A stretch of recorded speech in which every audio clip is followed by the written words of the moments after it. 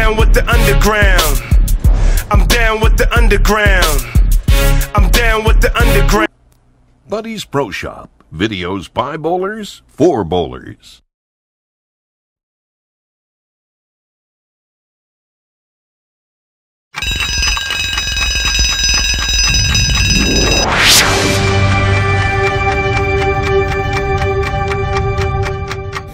Ask not what your alley can do for you, ask what you can do for your alley. I'm Gordon Pepper, this is The Rundown. Let's run it down. I am here today with our special guest from the Film Assassins, Mr. Andrew Curry. Say hi. Hey Gordon, how you doing? Pleasure to be here. Thank you very much. I'm going to be talking in depth with Andrew a little bit later on, but right now, because he's our special guest, he is our blackboard operator for today, or in this case, our whiteboard operator for today. We'll be discussing some of the events that have happened over the past weekend. I will be going over events that I know are definitely approved and the scores are confirmed. As we go on later on, we will be able to do more. But for right now, we'll start with the North Jersey Division. This is going into the last weekend of play. We have the following teams, the following scores. In first place, the Garden Foundation, 242 points. They are tied with the Shooters that also have 242 points.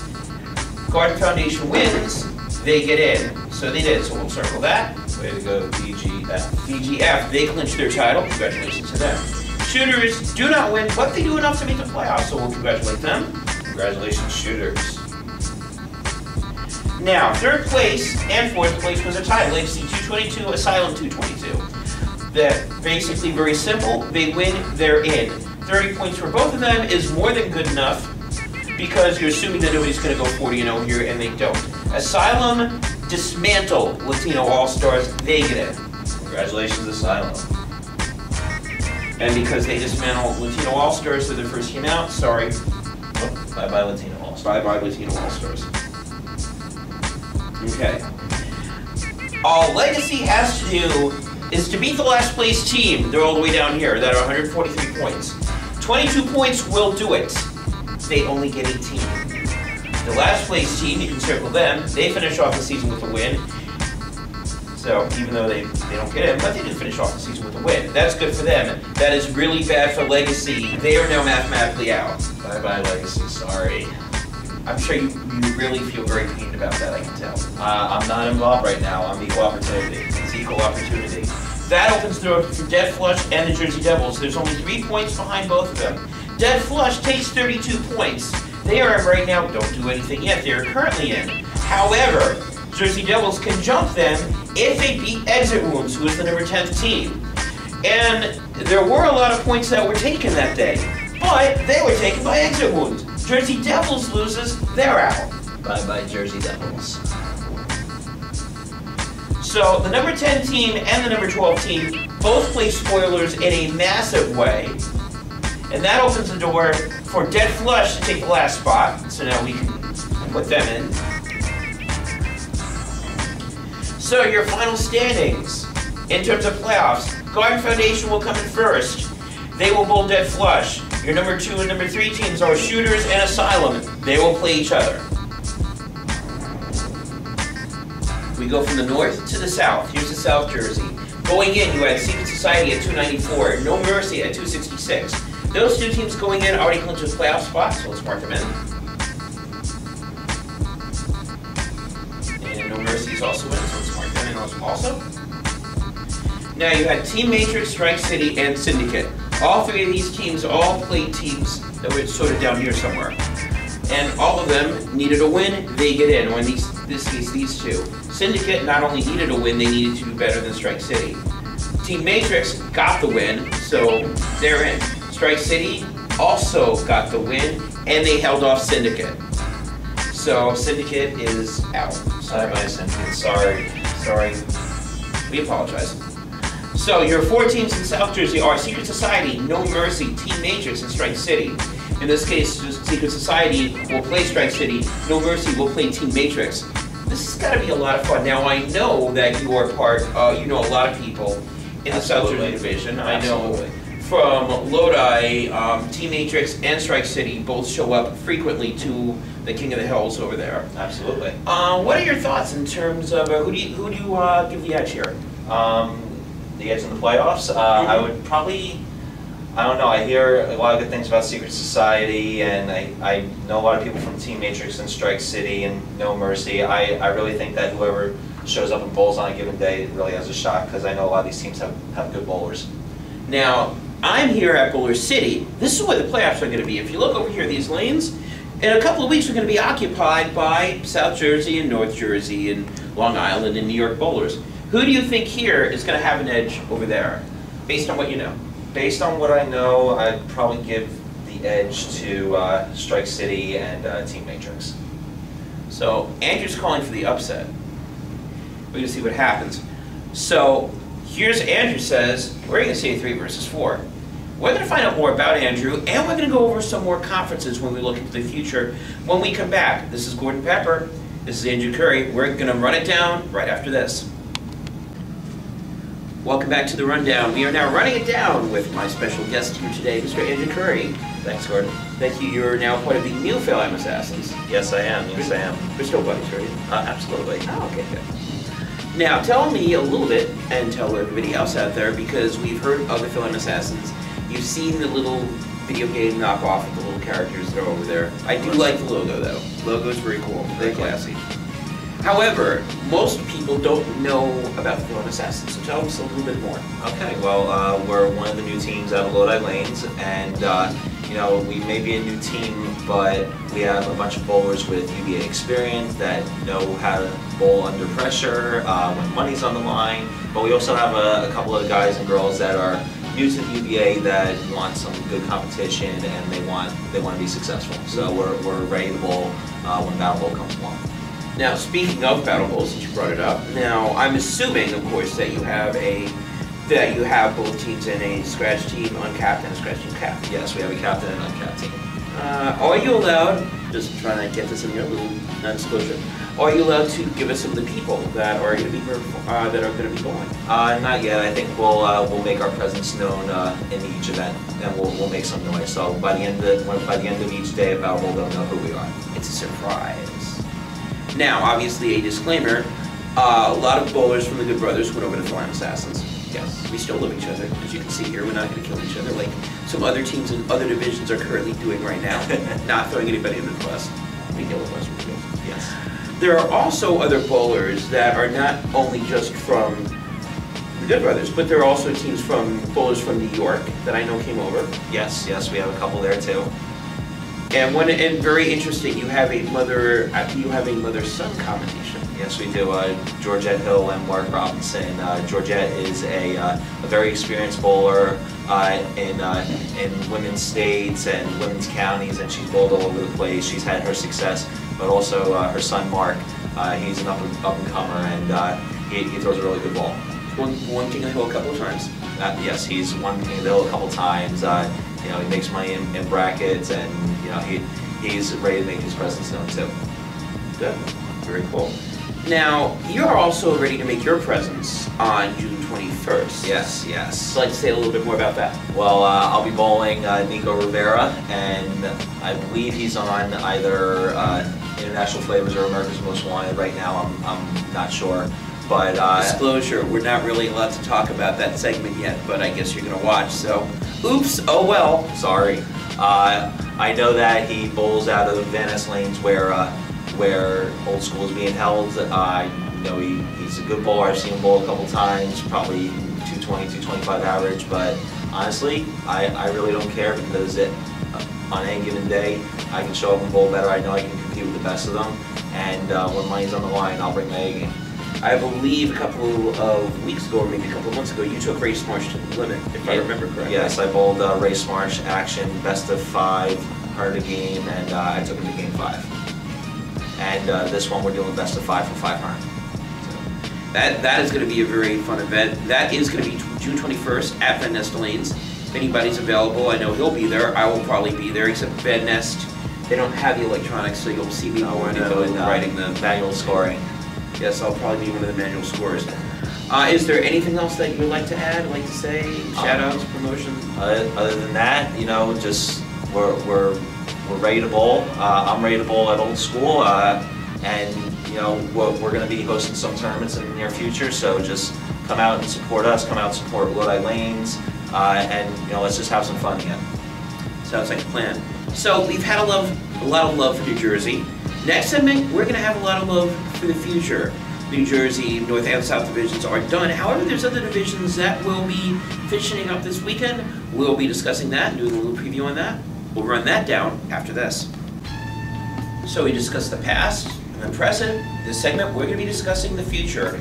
There are 3 sets of league matches that are going to be going on this weekend, and all 3 of them are the last matches of those divisions. So this is going to determine who gets in and who's playing golf. We're going to be starting with the NYC Metro. This is a position round matchup, so you're going to see Game Over play the Wrecking Crew, Lane Crashers play the Hit Squad, and the X-Men against the Franchise. Game Over already clinched a spot, so let's circle them in. Congratulations, Game Over. The game is not over. The game is not over for them. Now, Wrecking Crews, you see over here, right now the 4th spot's 240. There's a gap between 240 and 222. They're almost in. 7 points will definitely clear a spot. Theoretically, they can take nothing and still get in, so let's just sort of almost circle them. And then we can almost sort of circle Lane Crashers, but we can't really yet. The reason is they're playing the Hit Squad. Hit Squad can jump over them, and then we can have one of these guys jump over them. Lane Crashers is almost in. Hit Squad's got some work to do. They have to beat up the Lane Crashers to make sure that they get in. But as you can see over here, there's an 18 to 20 point gap. 22 will do it. However, if they beat up on the Lane Crashers, maybe they can take him out of the playoffs. Here's where you really need some help. X-Men and Franchise, again, the gap is between 18 and 20. So they not only must have to pretty much destroy X-Men, so let's put like a Godzilla picture or something over there. Give me your best Godzilla artwork.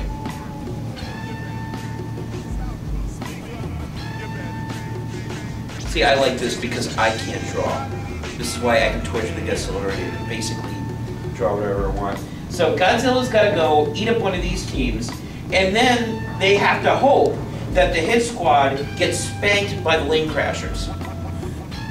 Now, Franchise has a certain player by the name of Anthony Pepe. You may have heard of him, sort of seen him on TV, maybe won a couple of PBA titles.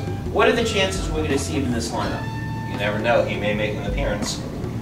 If I'm the Franchise, I would put Pepe in the lineup.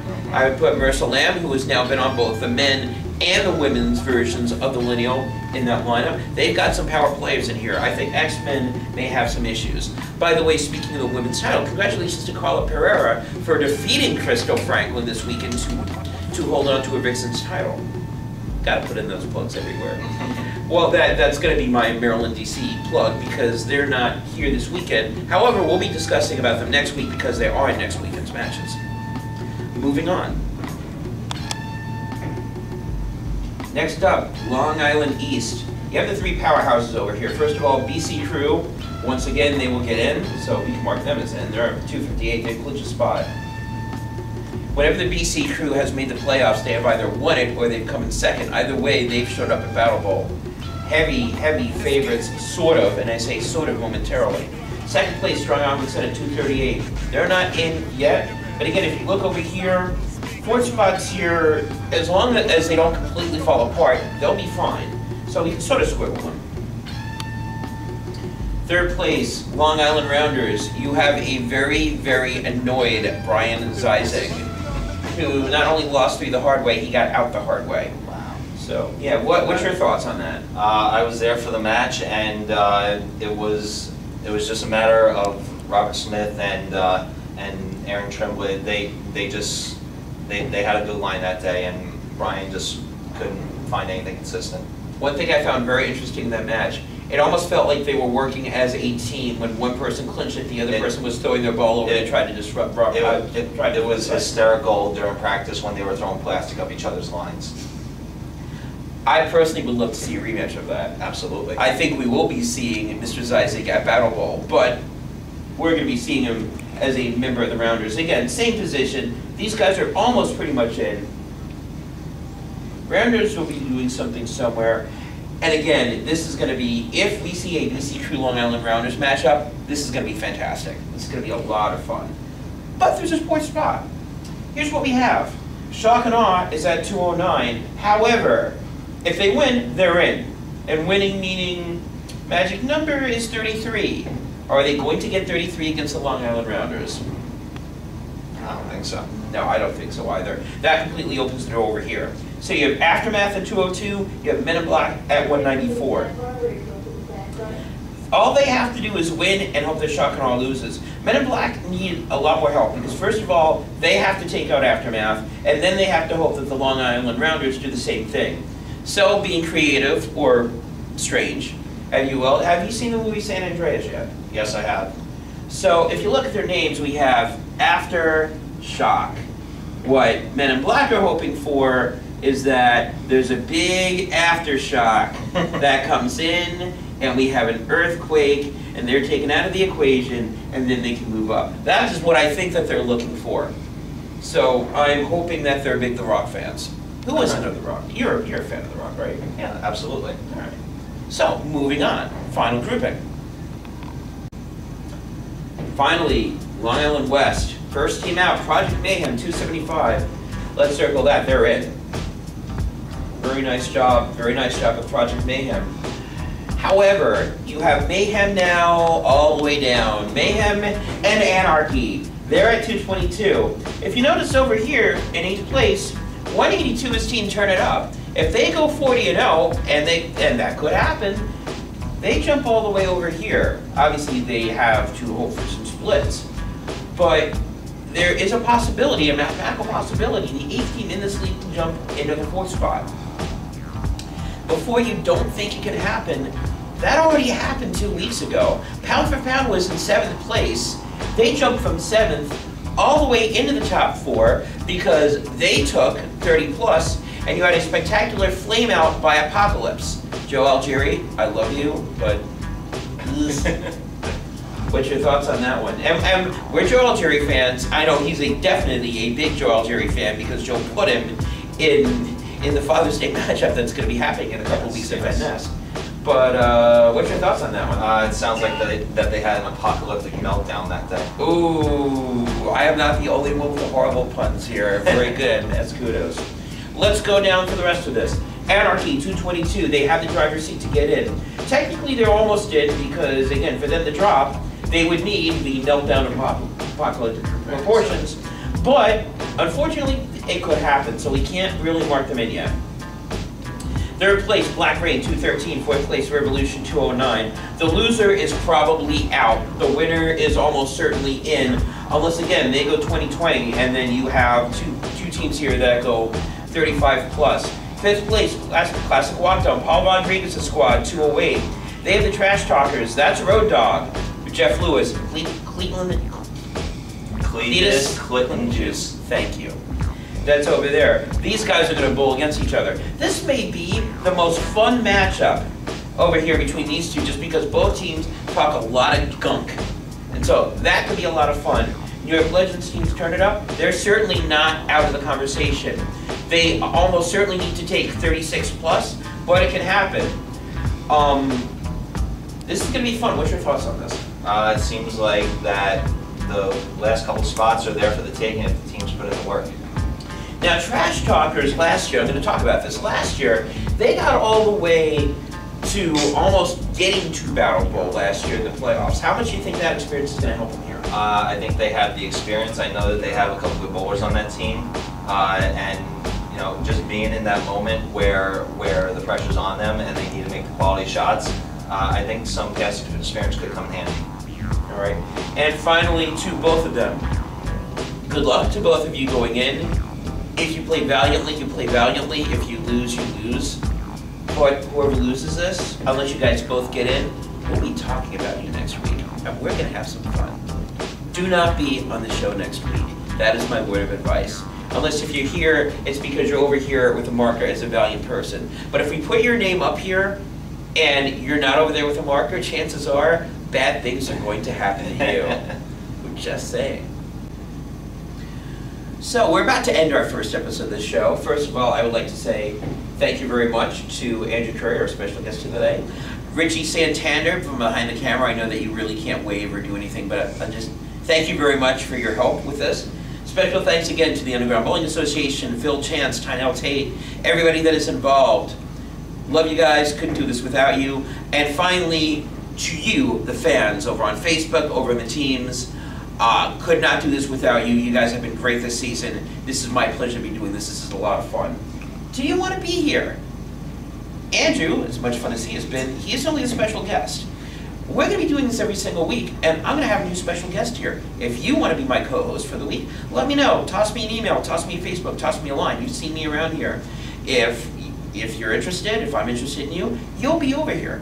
It'll be fun. You'll have some fun. I'll have some fun. Did you have fun? I had fun today. We're all going to have fun. Final thoughts. In a couple of weeks, there will be having a period called the opt-out phase. Now, the UBA has always been considered one big happy family, sometimes happier than other times. And within that one big family, we have a tribe of other littler families that come across. Whether it's new teams forming up, or old teams moving, or people jumping from one team to another, to another, to another, like on a trampoline. These all things happen. Just remember, in the UBA, just like everything else, there's always a sense of respect that comes along with moving, and by leaving one family going to another one. How you present yourself during this time not only reflects yourself, but reflects the UBA as a whole. So the song that you want to be singing when you leave one team and join another one is, you want it more like the Oliver Twist musical, Consider Yourself at Home, Consider Yourself one of the family, and not like the song from Mindless Self-Indulgence that's called I'm Your Problem Now. Just a thought. This is Gordon Pepper. Again, thank you for the staff, the crew, Andrew, everybody else. We will see you next time when we do another rundown. Right now, I've got to run down some new material. Signing off.